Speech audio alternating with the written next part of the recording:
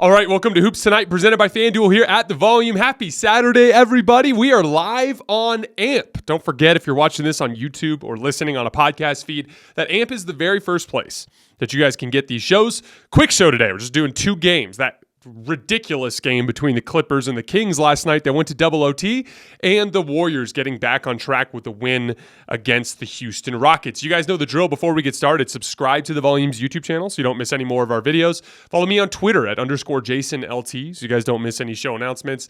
And if you happen to miss one of these shows and you can't get back over to YouTube to finish, don't forget you can find them wherever you get your podcasts under Hoops Tonight. And last, before we get started, you guys have heard me talk about Game Time, the fastest growing ticketing app in the U.S. If you're looking to get out to an NHL game or an NBA game or a college basketball game or a concert or a comedy show, Game Time has amazing last minute deals on tickets to all of these. My wife and I went to a Arizona basketball game a couple weeks back, and Game Time took incredible care of us. The experience was super easy. I got a great deal. I got great seats. I knew exactly what I was getting before I pushed purchase, and it was just an all-around great experience. So no matter where you live, get out and have some fun this week. Download the Game Time app and enter your email and redeem code HOOPS for $20 off your first purchase. Terms apply. Again, enter your email and the code HOOPS, that's HOOPS, and you guys are going to get $20 off your first ticket purchase. So download Game Time today. Last minute tickets, lowest price guaranteed. All right, let's talk some basketball. So this game was unbelievably bizarre. I missed it last night.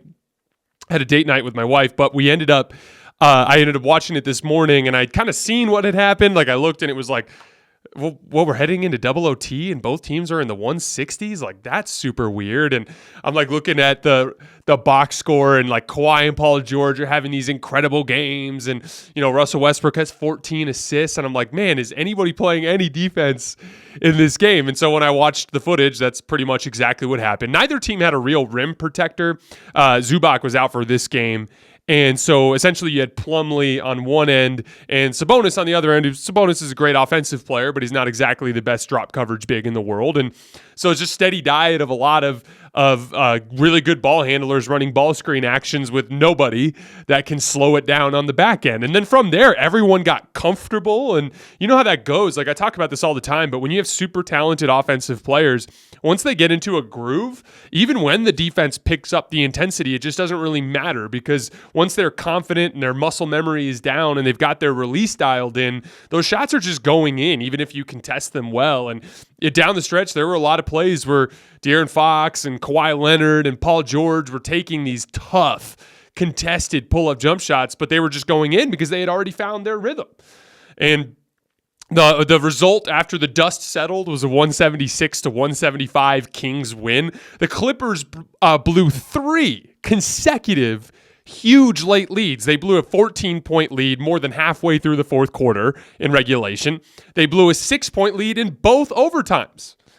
In regulation, when the Clippers were up big late, De'Aaron Fox really turned up the ball pressure. He picked Russell Westbrook clean, then he picked Paul George clean for a run out the other way. Then all the Kings guards picked up their ball pressure, and the Clippers got super passive and didn't get into their offense until way late in the shot clock and didn't get any good shots. And then on the other end of the floor, just guys making plays. And on that final possession, 153-150, I've talked a lot about this, but Russell Westbrook has a tendency to freelance off the ball on defense, and he was guarding Malik Monk, and for no particular reason at all, he just stopped guarding him, and Malik Monk relocated to the opposite end of the floor, and De'Aaron Fox hit him for the game-tying 3. And then fast forward to double OT, Paul George, they take Paul George out of the game because of a minutes restriction, which was super weird.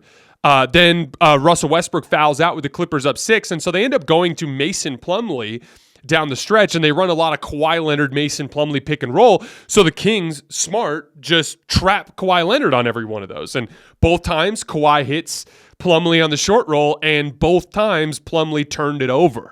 Because that's just a tough, he's not exactly a playmaker in the short roll. So the weird circumstance surrounding Paul George and Russell Westbrook leaving the game kind of led to bizarre, weird lineup combinations, and the Kings took advantage of that. And on the other end of the floor, Malik Monk hit a huge movement three, headed to his right, squared up in midair, knocked it down to get him within one, and then De'Aaron Fox hit the pull-up two that ended up being essentially the game winner.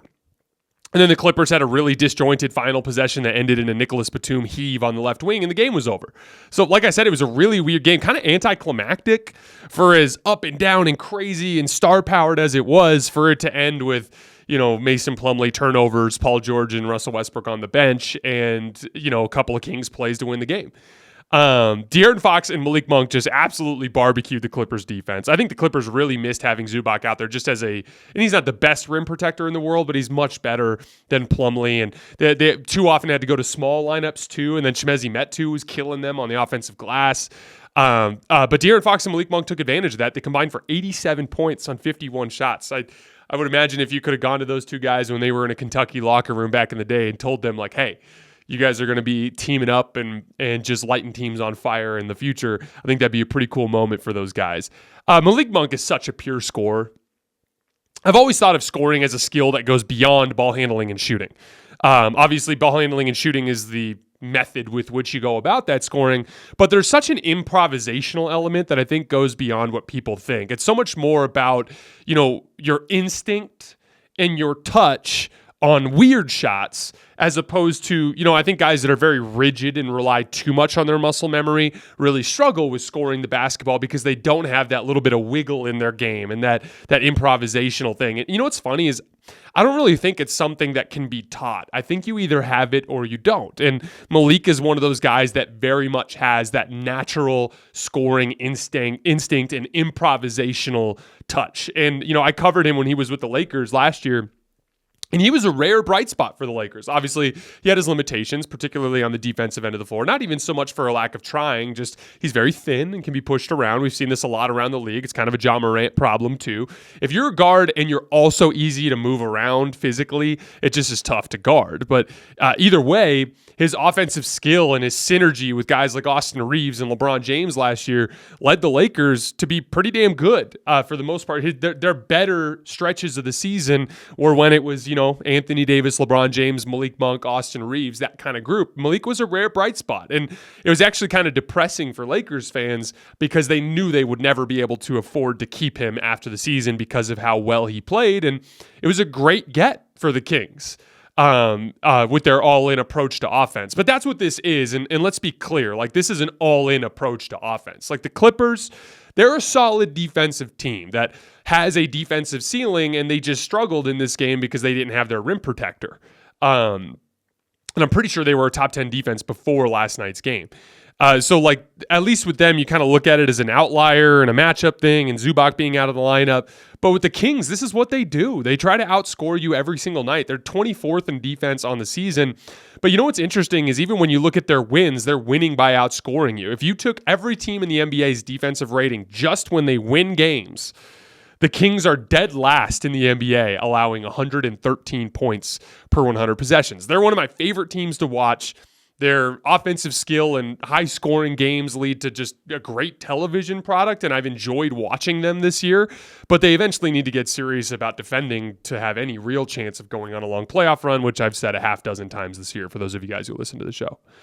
Kawhi Leonard looked fantastic through three quarters. Caught a heater there in that third quarter. No one can stop him. He was hitting post-up fadeaways over his right shoulder. He was bullying his way to the basket for little hook shots, and he had a disgusting step-back three, I think, on Malik Monk. And he was just showing everything. And really just looked like classic robot Kawhi. I think at one point he had 29 points on 11 shots, and that was before he went crazy in that third quarter. So a lot of encouraging stuff there, but then he was pretty bad down the stretch and in both overtime periods, particularly leaving his jump shot short.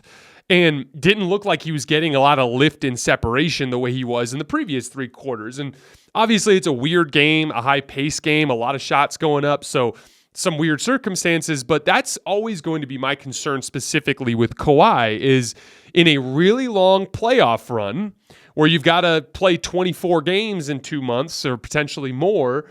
Is his leg, his quad issues that he's had, his knee issues that he's had, is his leg going to be able to hold up under a long postseason run, because I talk about this all the time with young players. When it comes to step backs, fadeaways, real shot making, it's all your legs. It's all lift. Getting separation and lift, because really, once you get to your spot and you elevate, there's a muscle memory thing that kicks in there, obviously with a little bit of that improvisational shot making that I talk about, that touch that I talk about. But the guys that have that touch and have that muscle memory down, it's really just, can they get to their spot and get the requisite amount of lift? It all comes down to legs, and you saw Kawhi's legs fail him down the stretch of that game, and that's obviously concerning for them. But if he's going to play the way he did through the first 3 quarters and hold up physically, then none of this matters, and they're going to be really damn good. I just am concerned about whether or not he's going to be able to hold up. The Russell Westbrook debut with the Clippers went just about exactly as I expected. A total roller coaster of good and bad plays.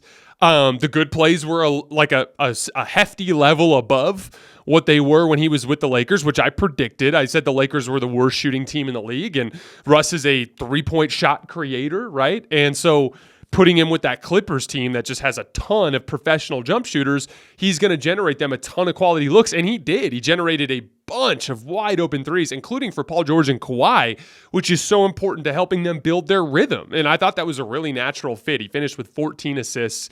I'm always going to be a big believer in rim pressure alongside complementing the perimeter skill that the Clippers have. And I think that's a big part of why you saw so many positives from Russ last night.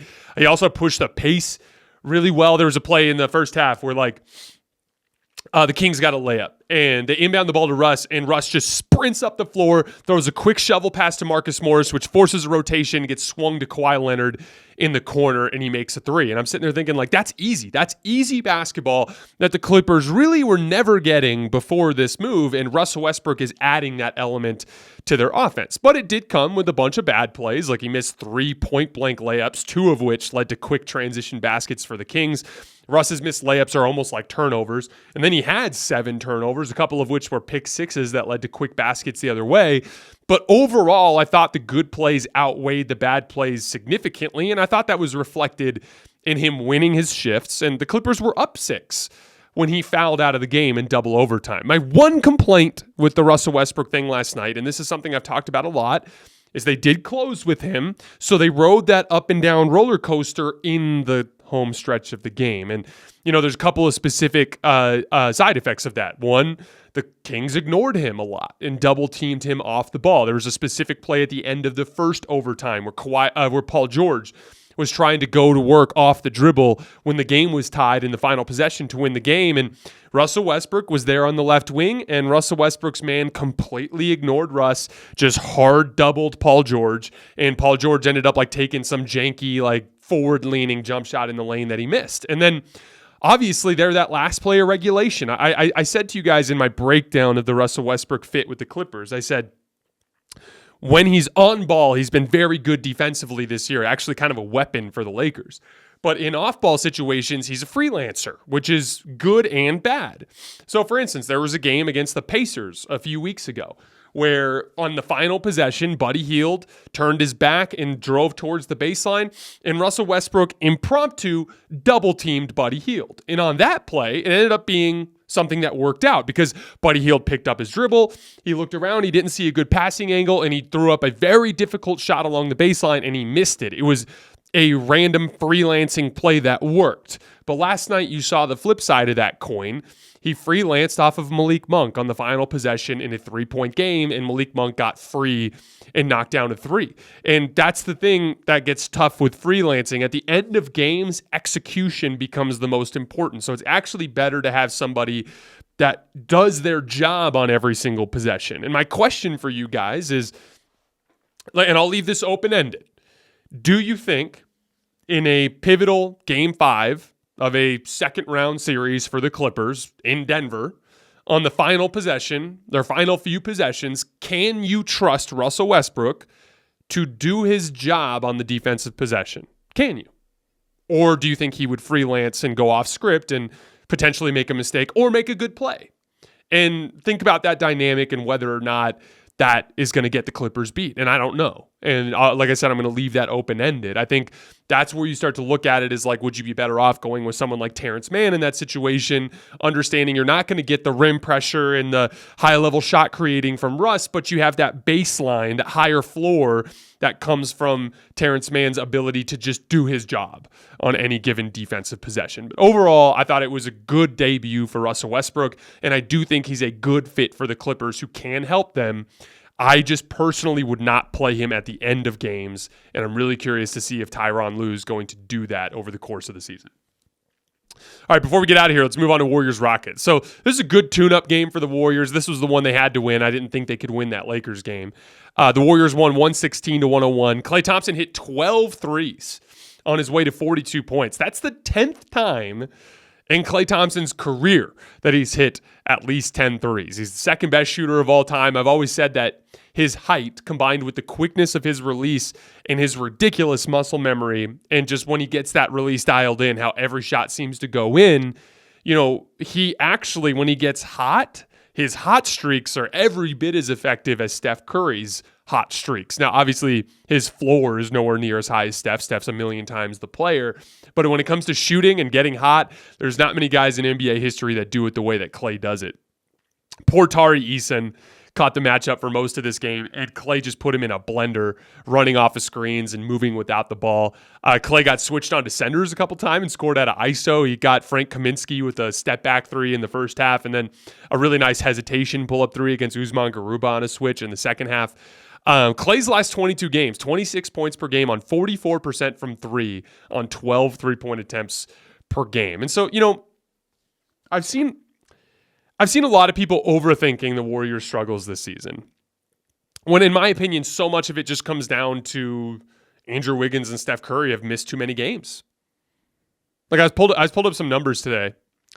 The Warriors have had to play 2,412 possessions this year with both of Steph and Andrew Wiggins off the floor. That's their two best players.